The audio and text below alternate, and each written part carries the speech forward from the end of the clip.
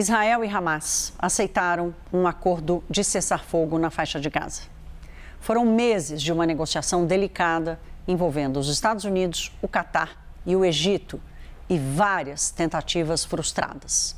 Depois de 15 meses, Israel e Hamas aceitaram uma proposta que inclui a libertação de parte, pelo menos nessa primeira fase, dos 94 reféns em troca de centenas de prisioneiros palestinos.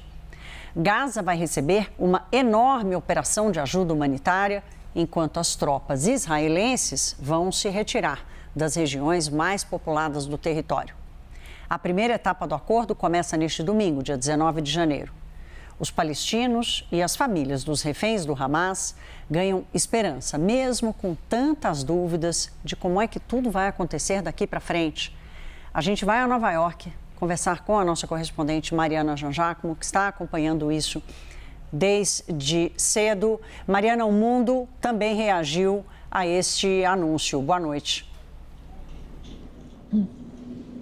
Oi, Thaís, boa noite a todos. Sim, Thaís, o mundo reagiu, foi um alívio, né? Não só para israelenses e palestinos, mas para a comunidade internacional como um todo. A gente tem pronunciamentos de vários líderes e separei aqui alguns, começando pelo secretário-geral da ONU, Antônio Guterres, que agradeceu os Estados Unidos e o Catar e o Egito que ajudaram ali na mediação desse acordo, né? Finalmente um cessar-fogo, pelo menos a primeira fase dele, que prevê ali uma pausa de 42 dias nos ataques, também a libertação de reféns e a libertação de prisioneiros palestinos presos em cadeias de Israel. A gente também teve pronunciamentos de Olaf Scholz, o chanceler alemão, da presidente da Comissão Europeia, Ursula von der Leyen, todos eles celebrando bastante essa conquista, celebrando bastante esse acordo, né? Uma conquista da diplomacia. Também o ministro de Relações Exteriores da Itália também se pronunciou, dizendo que é um grande passo em direção à paz, mas, claro, há necessidade de mais progresso para que se alcance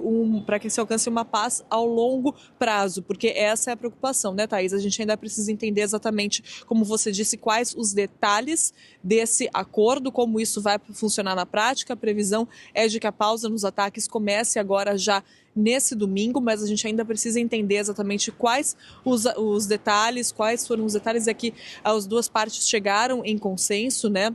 E ainda preciso entender como as próximas partes desse acordo, as próximas fases vão continuar. É claro que a gente fala de repercussão internacional, mais tarde a gente vai falar também sobre como reagiram Donald Trump e Joe Biden. Joe Biden, afinal de contas, ainda é o presidente dos Estados Unidos, celebrou bastante. Donald Trump toma posse no dia 20 de janeiro, mas ele também já atuou nessa última rodada de negociações, por isso celebrou também. E claro, na prática, esse plano vai ser implementado na gestão de Joe Biden, na gestão de Donald Trump, né, no segundo governo de Donald Trump. A gente separou, Thaís, uma reportagem falando mais sobre esse acordo e sobre a repercussão desse acordo. Vamos assistir.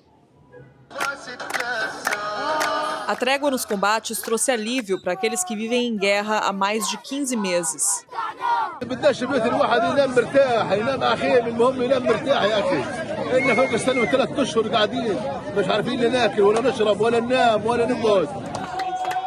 Com a saída de parte do exército israelense, muitos vão poder voltar para casa. إن شاء الله نعود لدارنا وللشجاعية واللي له دار يرجع لها بالشمال برفح بأي وين مكان حتى لو الدار مهدودة بنحط خيمة بنقعد المهم ما نطلعش من بلادنا المهم ما ننزحش. Do lado de Israel, familiares e amigos dos reféns esperam ansiosamente pela libertação de seus entes queridos. Actually, we don't know their conditions. We are hoping they are good and well, and we'll see them soon as possible, alive and healthy, with their families. Mas muitos temem que as vítimas, que ainda estão sob domínio do Hamas, estejam mortas ou que não sejam liberadas nesta primeira fase do acordo. It's like a roller coaster. I'm not breathing right now. We don't know if they're on the list, if they're gonna come back in the first phase, if they're alive. If not, we actually don't know anything, so it's scary. A proposta será implementada em 3 fases. A primeira deve durar 42 dias e prevê a libertação de 33 reféns, entre eles mulheres e idosos. Em troca, centenas de prisioneiros palestinos serão soltos. Eles devem ser encaminhados para a faixa de Gaza ou outros países da região. Ainda na primeira fase, o exército de Israel vai se retirar dos centros populacionais.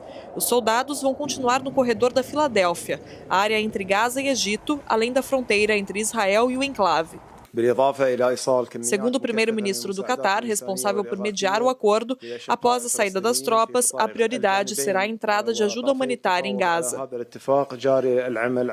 As medidas começam a ser implementadas no domingo. A partir desse dia, os negociadores voltam a tratar os detalhes da segunda fase do acordo, que, segundo o presidente dos Estados Unidos, Joe Biden, prevê o fim permanente da guerra.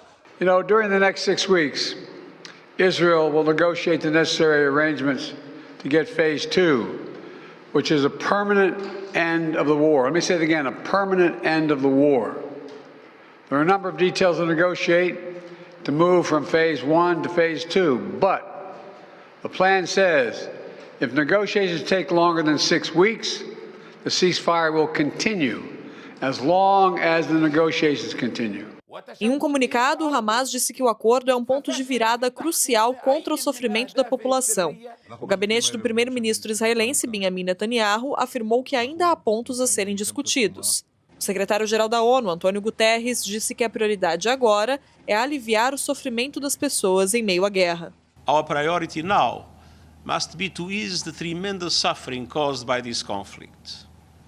The United Nations stands ready to support the implementation of this deal and scale up the delivery of sustained humanitarian relief to the countless Palestinians who continue to suffer.